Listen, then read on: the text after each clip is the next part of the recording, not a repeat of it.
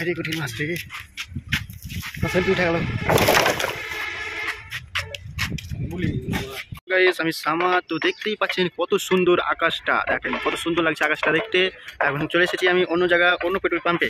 তো এখন আমাদের কাজ চলছে বলতে এই যে আমরা এখন মই বানাচ্ছি, আর ওই যে আমাদের বড় মিস্ত্রি মই মানে যে খুঁজ খাঁজগুলো থাকে বাঁশের গিরা যাকে বলা হয়, সেই গিরাগুলোকে এই ছাঁটছে, ঠিক আছে।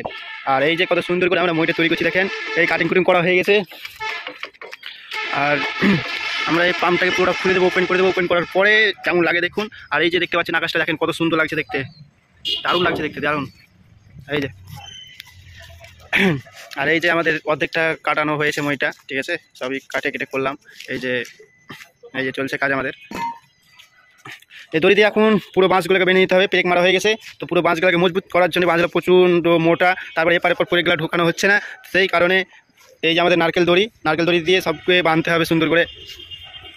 গাইস দেখেন আমাদের মই তৈরি করা হয়ে গেছে, মই তো লয় ভাড়া।